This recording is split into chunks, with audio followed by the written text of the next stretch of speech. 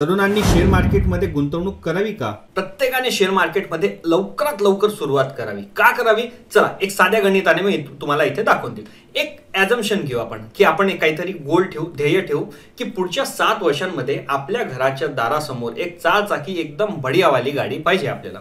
तर असं समजून घ्या किया सेल्टॉस तुम्ही करताय, टॉप एंड मॉडेल 20 ते 21 लाखापर्यंत आहे.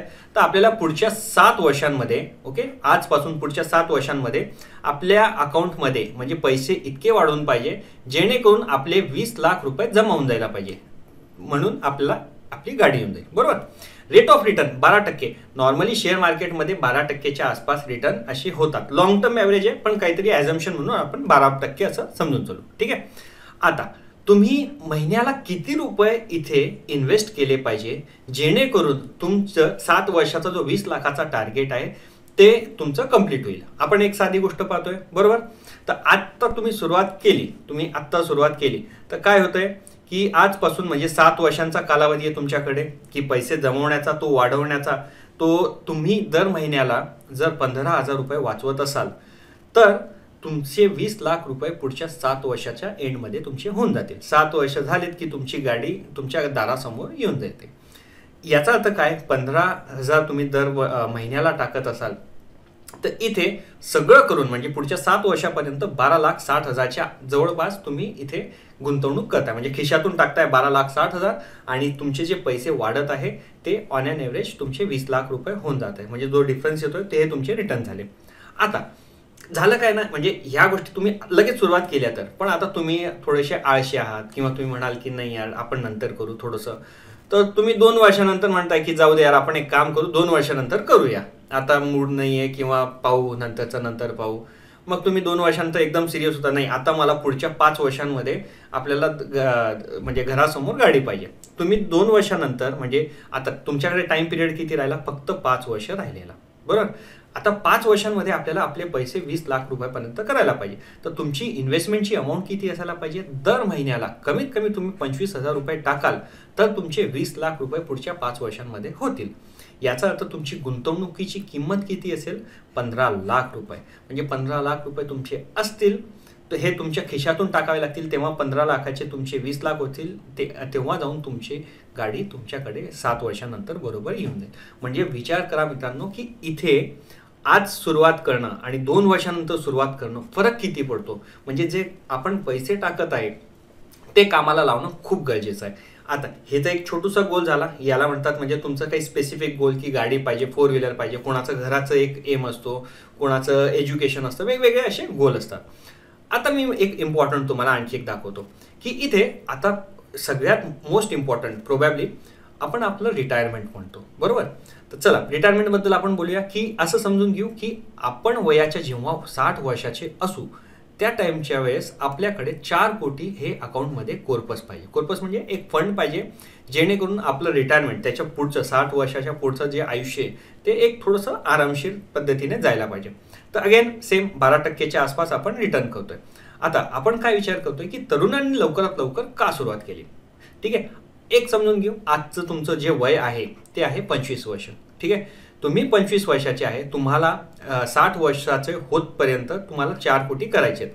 तर म्हणजे तुमच्याकडे इन्व्हेस्टमेंटचा हॉरिझॉन किती आहे? 35 वर्षांचा आहे, चांगला लांब पल्ल्याचा आहे. तर 35 वर्ष तुम्ही फक्त महिन्याला 6,000 रुपयाची गुंतवणूक करायची आहे. दर महिन्याला 6,000 टाकत जा, वर्षाला 72,000 होत आहे. वर्षाला 72,000 टाका तुम्ही, जेणेकरून म्हणजे ॲट द एज ऑफ 60 35 वर्षानंतर तुमचे 4 कोटी तुमच्या अकाउंटमध्ये दिसायला सुरुवात होते. आता हे 4 कोटी बनवायला तुम्ही खरंच किती टाकलेले? फक्त 25 लाख रुपये तुमच्या खिशातून गेलेले, 6,000 रुपये महिन्याच्या हिशोबाने. आता हे तर झालं म्हणजे तुम्ही 25चे म्हणून लवकरात लवकर सुरुवात करायची. आता तुम्ही काय करताय? तुम्ही झाले आळशी. ठीक आहे. तुम्ही झाले आळशी किंवा तुम्ही यंग आहे. बरोबर. तुमच्या अंगात आली की बॉस आता सगळे घेत आहे, आपल्याला पण गाडी घ्यायची, किया सेल्टॉस घ्यायची आहे. मग तुम्ही 7 वर्ष 8 वर्षांचा काही आपण मागच्या एक उदाहरणात घेतलंय तर तुम्ही गाडी घेतली, त्याच्यासाठी 7 ते 8 वर्षांचं तुमचं जे सेव्हिंग आहे तुम्ही त्या गाडीमध्ये लावून टाकले. बरोबर. आता तुम्ही लेट करत आहात, रिटायरमेंटचं तुमचं जे प्लॅनिंग आहे ते तुम्ही लेट करत आहात, तर वयाच्या 40व्या पर्यंत येता येता आता तुम्ही म्हणाल नाही आता आम्ही सिरियस आहे, आम्हाला 60 असताना आमच्याकडे 4 कोटींची गरज आहे जेणेकरून आमचं पुढचं आयुष्य चांगलं झालं पाहिजे. तर आता तुमच्याकडे वेळ जो राहिला तो फक्त आणि फक्त 20 वर्षांचा राहिला. याच्यामुळे तुम्हाला दर महिन्याला 40,000 रुपये टाकावे लागतील, तेव्हा जाऊन तुमचा 4 कोटींचा कॉर्पस बनेल, तुमचे तेवढे फंड बनतील. याचा अर्थ काय, तुम्हाला ऑलमोस्ट 96 लाख हे पुढच्या 20 वर्षांपर्यंत, म्हणजे 20 वर्षांपर्यंत सगळं करून तुम्ही 96 लाख, म्हणजे जेणेकरून ओबडधोबड सांगतो 1 कोटी तुम्ही खिशातून टाकताय आणि ते 1 कोटीचे वाढून फक्त 4 कोटी होत आहे. आणि तेच थोडंसं आणखी तुम्ही लवकर सुरुवात केली, फक्त 6,000 रुपये टाकायचे महिन्याला, 25 लाख रुपये खिशातून जात आहे, पण 4 कोटींचा तुमचा कॉर्पस बनतो. म्हणजे विचार करा मित्रांनो की किती फरक पडतो लवकर सुरुवात करण्याचा. कमीत कमी पैशांमध्ये कुठे 25 लाख रुपये जात आहे, ओके, इथे 25 आहे, इथे 96 आहे, दोघांचा डिफरन्स 4 टाईमचा डिफरन्स आहे आणि आरामशीर तुमचं पैसे वाढून पण जात आहे आणि तुमच्या खिशातून पण कमी जात आहे. आता तुम्ही विचार कराल यार याचा अर्थ काय मग गाडी घ्यायचीच नाही, असं नाही. मी आता हा फायनान्शियल प्लॅनिंगचा पार्ट तुम्हाला छोटंसं सांगतो. कसं असतं, तुम्ही काय करायचं, आत्ताच्या घडीला तुम्ही तुमचे गोल लिहून घ्या की तुम्हाला सगळ्यात इम्पॉर्टंट काय. याचा अर्थ काय, आता वेगवेगळे गोल्स असतात. जसं एक रिटायरमेंट प्लॅनिंगचं आहे की मला वयाच्या 60व्या वर्षी मला इतके पैसे पाहिजेत, हा एक गोल झाला, बरोबर. दुसरा, जसं मला घर घ्यायचं आहे, ते घराचं इतके पैसे लागतील आणि या टाइम पिरियडमध्ये. तिसरं, मुलांचं एज्युकेशन आहे, ते लिहून घ्यायचं आणि किती पैसे पाहिजे.